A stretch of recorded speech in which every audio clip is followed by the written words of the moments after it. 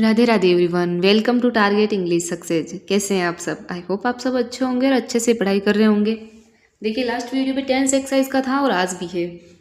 First question देखते हैं हम। In my childhood I days play cricket. अब आपको इस सेंटेंस में देखना है, मैंने आपको कल भी बताया था, एक चीज़ सबसे पहले देखनी एडवर्ब, कि हमें पता होना चाहिए कि कौन सी एडवर्ब कौन से टेंस की है या कौन सी हेल्पिंग वर्ब कुछ इसके साथ में आएगी। तो देखिए यहाँ पे कोई एडवर्ब दिख रही है आपको? नहीं है, यहाँ पे कोई भी एडवर्ब नहीं है, लेकिन आप इस सेंटेंस में देख सकते हैं इन माई चाइल्डहुड, बचपन की बात हो रही है। यानी बात कहाँ की हो रही है? बचपन की, पास्ट की बात हो रही है। चाइल्डहुड, कोई अपने बचपन के बारे में बता रहा था, वो क्रिकेट खेलता था, तो पास्ट में चली गई ना, तो पास्ट की बात होती है चाइल्डहुड की, तो इसमें क्या आ जाएगा? सीधी सी बात है, क्या जुड़ेगा? डिड, पास्ट सिंपल टेंस आ जाएगा, डिड आएगा। ठीक है, अब देखो डिड आएगा तो इन चारों में से आपको क्या लगता है डिड कहाँ पे है? मैंने आपको एक चीज़ बताई थी, वापस बताती हूँ। तीन ऐसी वर्ब है, सॉरी हेल्पिंग वर्ब है, जो मेन वर्ब के साथ में जुड़ती है। कौन सी? Do, does, did. Do, does और डिड। डिड का मीनिंग क्या है? सेकंड फॉर्म बनती है इसकी। तो यहाँ पे देखो कहाँ है सेकंड फॉर्म? प्लेज आएगा क्या?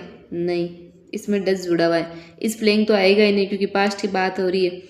और ओनली प्ले आएगा नहीं क्योंकि सेकंड फॉर्म आती है इसमें, प्लेड होगा। तो C option is correct. Next देखो, सेकंड नंबर क्वेश्चन है, it is time he dash start playing cricket. ठीक है, अब देखो यहाँ पे क्या होता है, जहाँ पे सेंटेंस, जिसमें सेंटेंस कहाँ से शुरू हो, it is time, it is high time, it is about time, ये सब जिसमें आ जाए ना शुरू में, यहाँ पे आने चाहिए। जहाँ से सेंटेंस शुरू हो रहा है ना, अगर वहाँ पे ही आ जाए ना, it is time, it is high time, it is about time, तो उन सब में पास्ट टेंस ही यूज़ होगा। ठीक है, ये याद ही रखो। तो यहाँ पे देखो ये आएगा, पास्ट सिंपल ही यूज़ होगा। यहाँ पे देखो इस स्टार्ट का क्या बन जाएगा? स्टार्ट बन जाएगा, ईडी लग जाएगा, स्टार्टेड हो जाएगा।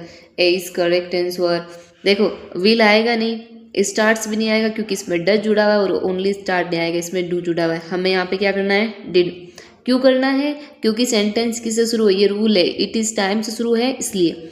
अगर यहाँ पर इट इज़ हाई टाइम होता तो भी डिड आता, इट इज़ अबाउट टाइम होता तो भी डिड आता। ये तीनों आ जाए ना तो आपको डिड ही लगाना है इसमें। ठीक है, थर्ड नंबर देखो, आई विश आई डेज, क्या होगा?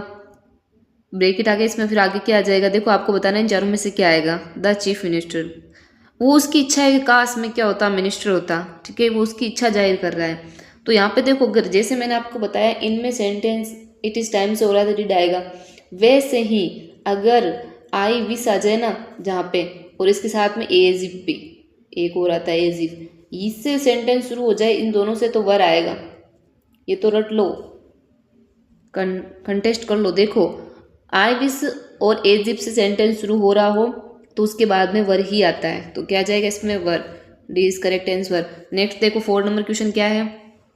दे days go to the hill station for a month every summer. देखो वो क्या होते हैं, वो लोग हर समर में ना, हर समर, जो हर मंथ की जो समर आता है ना, उसमें एक महीने के लिए हिल स्टेशन जाते हैं, पहाड़ियों के ऊपर घूमने जाते होंगे लोग, तो उनके लिए आया है। अब यहाँ पे देखो आपको क्या दिख रहा है? सेंटेंस दिख रहा है ना, इसमें आपको बताना है कि इसमें एडवर्ब क्या है।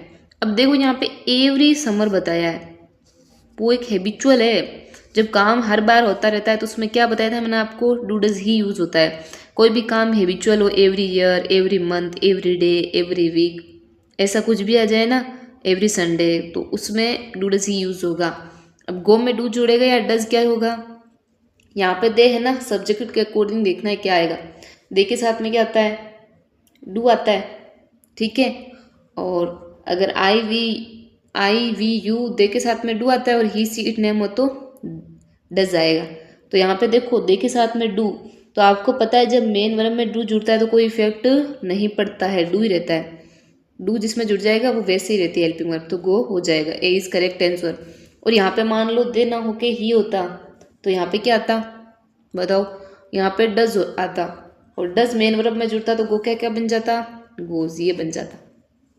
ऐसे आपको ये याद होना चाहिए कौन से सब्जेक्ट के साथ में कौन सी हेल्पिंग वर्ब लगती है। ठीक है, देखो the sun dash rise in the east and set west in the west. ठीक है, अब ये बताओ मुझे आप, इस सेंटेंस में ना तो कोई एडवर्ब है, ठीक है, लेकिन आपको मैंने एक चीज़ बताई थी, यूनिवर्सल ट्रूथ हो ना जहाँ पे सर्वविदित सत्य, तो उनमें टू डेज ही यूज होता है। साइंटिफिक ट्रूथ हो, हैबिचुअल हो, सब में टू डेज आता है ना। तो ये तो है नहीं कि सूर्य आज तो है, सूरज है वो पूर्व से उगा है, कल पश्चिम से उगेगा, ऐसा तो है नहीं ना, वो तो हमेशा के लिए बात है, यूनिवर्सल ट्रूथ है वो तो उसके अंदर हमेशा डू डज ही यूज होगा। वॉज राइजिंग भी नहीं आएगा, ये तो है नहीं कि कल वो पूर्व में उगा था सूर्य और अब सन है जो पश्चिम में उगेगा, ये तो हो ही नहीं सकता है। ठीक है, अब देखो यहाँ पे सन सिंगुलर है और ये सन ही यहाँ पे सिंगुलर है, इसके लिए यूज होगा, तो ये भी नहीं होगा, ये तो प्लूरल के लिए आएगा, ये भी नहीं हो सकता है। सेकेंड फॉर्म नहीं आएगी, डू डज यूज होगा। अब देखो डज, दोनों में डज यूज होगा क्योंकि बात दोनों के लिए सन की है, उगना ठीक है और अस्त होना, दोनों बात ही किसके लिए आई है, सन के लिए आई है। सन कितना है भाई, सन कितना है, एक ही तो है, सिंगुलर है, तो उसके साथ में क्या लगेगा, डज। अब डज लगेगा तो लास्ट में एस या एस लगता है, तो ये राइजेस और सेट्स, तो B is correct answer. Next देखो 6 नंबर क्वेश्चन। 6 नंबर क्वेश्चन है we dash go to the cinema tonight, हम आज रात को सिनेमा जा रहे हैं। ठीक है, अब एक चीज़ देखो, इसमें कौन सी एडवर्ब आ रही है, इसमें आ रही है टू नाइट। मैंने आपको बताया था टू नाइट किस में आता है, सोचो, टू नाइट आता है इज आर एम के साथ में। ठीक है, वी के साथ में क्या लगेगा, ये तो पहले ही कट गए क्योंकि इज आर एम के साथ में आएगा टू नाइट, इज लगेगा या आर, वी प्लूरल है हम, तो इसके साथ में आर आता है, are going, we are going to the cinema tonight, D is correct answer.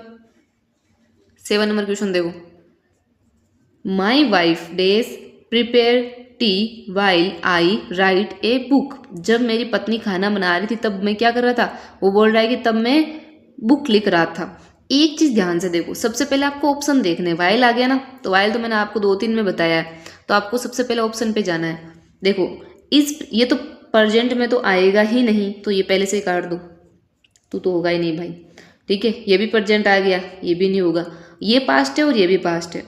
ठीक है, तो इसमें एक काम कंटिन्यू चलता है और एक काम हो जाता है, और कई बार होता है दोनों काम ही कंटिन्यू चलते हैं, तो ये भी नहीं होगा, कंटिन्यू है ही नहीं इसमें, इसमें दोनों काम कंटिन्यू है। ठीक है, तो इसमें दोनों काम ही कंटिन्यू हो रहे हैं ना। ठीक है, तो इसमें क्या आ जाएगा, वॉज प्रिपेयरिंग यहाँ पे आ जाएगा, और वॉज राइटिंग, कि मेरी पत्नी जब चाय तैयार कर रही थी या चाय बना रही थी तब मैं बुक लिख रहा था, तो दोनों काम कंटिन्यूज में होंगे। आपको ऑप्शन देख के इनको करेक्ट करना है, तो D is A correct answer. Question number 8 देखते हैं हम लोग। 8 नंबर क्वेश्चन क्या है, सी डेज पे हर फीस यस्टरडे, यहाँ पे तो आपको आराम से पता चल रहा है एडवर्ब क्या आ गई है, यस्टरडे। यस्टरडे किसकी एडवर्ब है, पास्ट सिंपल, मतलब डिड की है। डिड का मीनिंग क्या होता है, सेकंड फॉर्म होती है, सीधी सी बात है, डिड का मतलब क्या, सेकंड फॉर्म, याद ही रखो ये तो, चाहे ही हो सी हो, सब्जेक्ट कुछ भी आ जाए, डोंट वरी, आपको सबके साथ में डिड लगाना है, सीधी सी बात है, एक ही है, ये इकलौता है।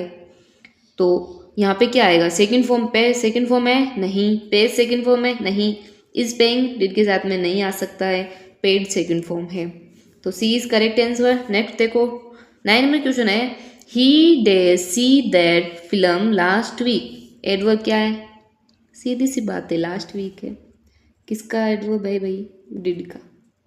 ठीक है, तो डिड का मीनिंग क्या होगा, अभी यही बताया मैंने, सेकंड फॉर्म, तो सी की सेकंड फॉर्म क्या हो जाएगी, सा, ए इज करेक्ट आंसर। अब एक और बात देखो, सीन तो आएगा नहीं, सी तो आएगा ही नहीं क्योंकि सेकंड फॉर्म करनी, इज सिंगिंग नहीं होता है, आईएनजी नहीं लगता है। ठीक है, सी में देखने में वॉचिंग होता है, सिंग कभी नहीं होता है, कुछ ऐसी वर्ब होती है जिनके साथ में आईएनजी लग ही नहीं सकता है। The train dash leave before we reached the station. ठीक है, अब यहाँ पे देखो, यहाँ पे मैंने बताया था बिफोर और आफ्टर आते हैं ना, तो उसमें मैंने आपको ट्रिक बताई थी, बिफोर में हेड हमेशा पहले आता है और दूसरी साइड क्या आता है, डिड, तो यहाँ पे रीच का रीच्ड हो चुका है, इसमें डिड जुड़ चुका है, तो हेड कहाँ जाएगा पहले, हेड कहाँ देख लो, ये रहा हेड, लेफ्ट, हेड के साथ में वर्ब की थर्ड फॉर्म आती है, लीव का होगा लेफ्ट हो जाएगा, B is correct answer. Please share and subscribe my channel, thank you.